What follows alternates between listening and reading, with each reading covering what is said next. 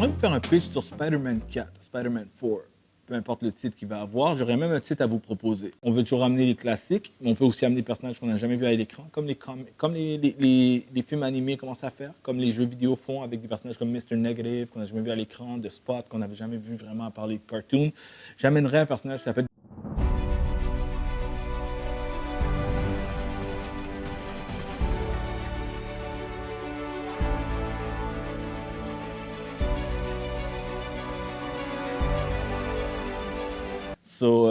Kevin Feige, écoute, premièrement, Spider-Man 4, ce serait une nouvelle trilogie. Plus la série de Homecoming, Far From Home, No Way Home. Ce qui veut dire qu'il n'y aurait plus le nom Home derrière pour bien accompagner la série. Ce que je mettrais comme thème, c'est le mot Day, comme le jour. Et dans les comics, il y en a plusieurs avec ce nom-là. Puis j'utiliserais le nom Brand New Day. So Spider-Man Brand New Day, ce serait mon titre. Voilà comment je commencerai cette histoire-là. OK? Premièrement, focus sur New York. Il y a beaucoup de rumeurs que c'était le cas. Il y a des rumeurs différentes sur Spider-Man en ce moment, mais la première, ce serait que ça devient le Spider-Man qu'on connaît, plus urbain, plus local, plus street level. Donc, ce serait ça. Mais commencez à avoir le focus sur New York. Spider-Man qui connaît la ville, qui connaît tous les recoins, qui sait où il va manger ses hot dogs. On le voit en haut de Hell's Kitchen pour aller chercher son Subway, peu importe. On voit New York pour de vrai, on sent l'atmosphère de New York. Moi, je suis un gars qui connaît bien la ville de New York, j'ai beaucoup été, j'ai de la famille là-bas. Sentir cette atmosphère, on le voyait des fois dans les films, mais sentir que Peter est un vrai New-Yorkais. Il connaît sa ville avec toutes les cultures urbaines, tout ça, let's go. Donc, ce serait commencer comme ça. Que Spider-Man soit connu à New York. On ne connaît pas, personne ne sait que Peter et Spider-Man, j'ai pas oublié ça, je sais. Mais que Spider-Man soit connu dans la ville. Que quand il passe, les gens disent « Hey, Spidey, nana !» Exactement. Commencer avec cette vibe-là. Montrer qu'il est un peu lonely, tout ça, parce qu'il a perdu tous ses amis, c'est sûr, mais montrer ce côté-là. Côté Easter eggs de temps à autre, montrer des éléments, bien sûr, parce qu'on a l'occasion de le faire. Comme la première chose que je ferais, c'est que je montrerais peut-être une place comme, s'il passe à Brooklyn, voir Brooklyn Vision Academy. Brooklyn Vision Academy, c'est l'école secondaire de Miles Morales. So, juste montrer qu'elle existe. Donner un hint pour les fans qui seraient très contents de voir des éléments comme ça, pour montrer que c'est un univers cohésif, parce que Spider-Man existe dans sa propre bulle. Il y a tellement d'éléments à découvrir dans les comics, dans les animations, on le voit. Sentir cette place-là, on n'a pas eu la chance, malheureusement. On pourrait même aller jusqu'à, là je parle encore d'Easter eggs, mais on pourrait même aller jusqu'à parler qu'il y a une légende urbaine qui a The Devil of Hell's Kitchen qui est là dans le coin, qui est Daredevil à Hell's Kitchen. Parce que ça fait partie de New York. Ils peuvent en parler. Ah ouais, j'ai entendu parler qu'il y a ça qui se passe. Mais c'est comme, ça passe en arrière. Let's go, les fans, ils vont analyser, ils vont dévorer ça tout cru. Maintenant, montrer les éléments, bien sûr, des conséquences du film précédent, comme quoi, des fois, il peut être un peu en train de regarder de loin MJ, ou regarder de loin un peu Ned, son ami. Ses amis qui continuent à vivre, puis que lui, il observe de loin, il peut être collé quelque part en haut, vérifie qu'ils vont toujours bien, tout ça, mais eux, ils ne savent pas qui il est. Donc, déjà, on a ce côté émotionnel, on est attaché au personnage. Ensuite, ce que je ferais, c'est avoir des éléments comme, au lieu de passer tout de suite à d'autres love interests, c'est de montrer des éléments de comment il côtoie MJ sans savoir, sans qu'elle sache qui il est. Dans le sens que, exemple, quelque chose pourrait arriver à MJ, puis lui, puisqu'il les surveille souvent, il vient, il la sauve. Puis elle pourrait le remercier, puis le regarder, puis avoir un échange dans le style de conversation, dans le style tu me dis quelque chose, c'est comme si je t'ai déjà connu dans une autre vie. Tu sais, des petites phrases comme ça, ce serait vraiment intéressant, puis comme tu sais, c'est sûr, ça viendrait toucher Peter et les spectateurs. Là, l'élément où je mettrais un petit build-up de trucs négatifs qui commence, c'est que, premièrement, je ferais que, pendant qu'on a ça avec MJ, je ferais que Ned change, que Ned commence à être différent, commence à avoir une autre personnalité, d'autres éléments, mais que Peter ne peut pas vraiment intervenir parce qu'ils ne sont pas amis. Mais que petit à petit, on se rend compte que c'est quelque chose qui affecte sa santé mentale. Il a un problème, et pourquoi je te dis ça? C'est pas moi qui suis en train d'aller lugubre avec Spider-Man, c'est parce que Ned a découvert qu'il avait de la magie dans sa famille et de la magie en lui dans le dernier film. Et j'aimerais que ça, c'est des éléments qui ont de la misère, il a de la misère à dealer avec, des éléments sur sa personnalité que ça affecte. Pourquoi je fais ça? C'est à cause que Ned est connu pour devenir un villain dans les comics. La manière qu'on voit Ned à l'écran en ce moment, c'est pas un personnage qu'on est capable d'imaginer devenir un villain éventuellement. Il deviendrait un Hobgoblin éventuellement. Mais si on met des indices comme ça tout petit, ça affecte Peter. ligne narrative avec des émotions, mais c'est pas encore le bad guy de ce film. Juste mettre ces éléments-là. Ensuite, ce que je ferais, c'est que, let's go, on y va tout de suite. La ville de New York, vous voulez la voir? Quelqu'un est en train de run pour devenir maire de la ville, comme beaucoup de rumeurs le disent. Kingpin, Wilson Fisk, est en train de run for mayor. Un gars qui veut se réhabiliter après avoir fait des trucs négatifs dans sa vie et veut devenir le prochain maire de la ville. Et je mettrais le film pendant la campagne, et pendant la campagne, éventuellement, on vote pour lui, puis il le devient. Puis j'irais même jusqu'à mettre son slogan, puis son slogan, c'est tout simplement « Brand New Day », le titre du film. Donc, de la même façon qu'on a des Donald Trump avec leur « Make America Great Again », mais là, ce serait comme Wilson Fisk, « Brand New Day » pour New York, tu sais, des choses comme ça. Puis ensuite de ça, on pourrait mettre des Easter eggs sans arrêt, mais Wilson Fisk est un peu le bad guy on the low derrière, pour qu'il devienne un peu un bad guy omniprésent, que ce soit pour la série Daredevil, que ce soit pour Peter, parce que c'est New York, puis il y a un impact directement.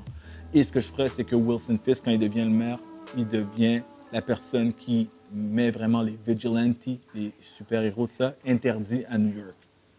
Qui vraiment créer ce genre de problème à New York, parce que New York commence à avoir trop de personnes qui commencent à devenir des héros, un peu comme les comics. Et c'est là que je rentrerai l'élément qu'il y a quelque chose qui est en train de changer dans le monde un peu partout. C'est qu'il y a des gens qui génétiquement commencent à avoir des pouvoirs. On met le premier hint aux mutants. Peut-être que là, vous allez vous dire, là, tu commences à mélanger trop de choses, tu commences à mélanger les X-Men. Mais non, je pense que mon idée, personnellement, je sais ce que je pense, c'est qu'il y a des personnes qui commencent à avoir des pouvoirs, des personnes qui commencent à abuser de leurs pouvoirs.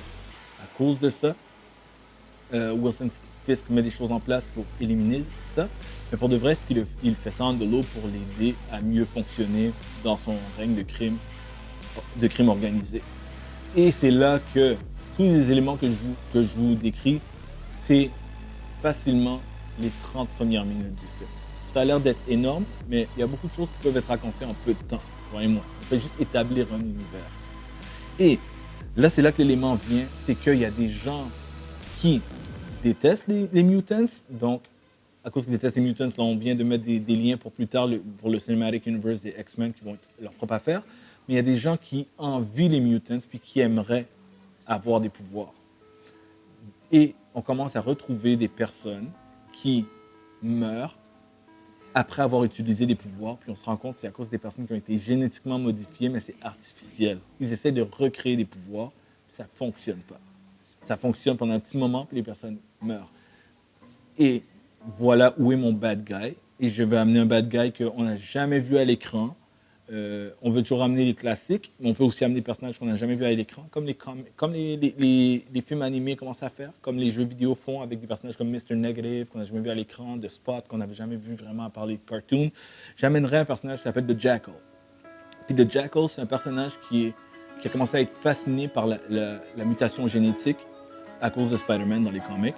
Donc, il commence à essayer de créer ça, mais ce qui fait que c'est comme un docteur scientifique illégal, malpractice dans des recoins où il va génétiquement modifier des gens parce que c'est tous des test labs. Il teste des gens, il teste des gens, il teste des gens. Fait que dans le fond, il finit par tuer des gens parce qu'il essaie juste de recréer des éléments puis essayer de comprendre des trucs sur le gène humain. Mais la base, c'est que cette passion qu'il a est un peu partie d'avoir vu ce que Spider-Man peut faire et d'autres super-héros aussi, Hulk, etc. Fait qu'il veut en savoir plus. Donc, il commence à créer ça, puis Spider-Man essaie de retourner. C'est comme une enquête. Voyez-le comme une enquête. Spider-Man n'a pas eu beaucoup de films d'enquête où il essaie de retourner jusqu'à la source de cette personne qui, dans le in the streets, se fait appeler The Jackal. Puis The Jackal, éventuellement, il découvre c'est qui. Quand il découvre c'est qui, The Jackal finit par génétiquement se modifier lui-même. Et je vais mettre des images aussi pour que vous voyez, mais The Jackal a aussi une présence physique où il devient vraiment un bad guy intéressant. C'est Professor, j'ai noté le nom, Professor Miles Warrant. Et lui, il est connu dans le comic, mais il est connu aussi pour avoir fait quelque chose qui est vraiment spécial, c'est qu'il est un peu derrière le Clone Saga de Spider-Man, qui est très controversé, parce que c'est pas tout le monde qui a aimé le Clone Saga. Moi, j'en fais partie, mais c'est pas parce que j'ai pas aimé l'idée du Clone Saga. C'est que c'est un concept qui a été poussé trop loin. Et moi, je ferais juste la base du Clone Saga, mais plus là, plus dans la... On n'est pas dans du Clone Saga, on est dans la mutation génétique. Donc, que Spider-Man essaye d'empêcher ce gars-là de créer un phénomène, puis une genre de... répandre des corps de personnes qui continuent à mourir un peu partout à New York. Il doit arrêter de Jackal, qui fait juste aller de plus en plus loin, faire des trucs de plus en plus horribles pour que ça touche tout le monde, que tout le monde le veuille, etc. Et ce serait un peu mon histoire de base. Je ne me fais pas chaque élément de comment ça finit. C'est sûr qu'il y aura une confrontation finale, etc. et tout. Fait que ce serait ça, puis je le ferais terminer avec une fin classique et tout. Sauf que je laisse un indice que on n'a jamais trouvé le laboratoire de The Jackal. Ce serait ça un peu l'indice que je laisse. Et alors, on ne sait pas qu'est-ce qu'il a créé d'autre dans ses laboratoires. Et on pourrait mettre ça comme un after credit, si on veut. Au départ, j'avais pensé pour le film suivant, mais je pense que ce serait une meilleure intrigue de laisser comme after credit. L'after credit, pour moi, ce serait Peter qui se réveille et qui regarde autour de lui et qui est dans un laboratoire et qui comprend pas qu'est-ce qui se passe. Puis là, il essaie de sortir, sortez-moi de là, il est comme dans un tube ou un truc enfermé. Il a une force surhumaine, il finit par péter la chose, il commence à se promener, il comprend pas ce qui se passe, il est nu. Et là, il trouve des vêtements pour s'habiller, puis là, il essaie de sortir de le laboratoire où il est, qui est vraiment un truc underground, dépôt vraiment sale, lugubre, caché, désaffecté. Il réussit à s'enfuir de là. On peut voir d'autres corps, peut-être de personnes qui n'ont pas survécu à des tests. Puis quand il finit par sortir de là, il arrive au milieu de New York. Puis là, il arrive pour rentrer chez lui. Puis quand il arrive pour rentrer chez lui, il se voit rentrer chez lui.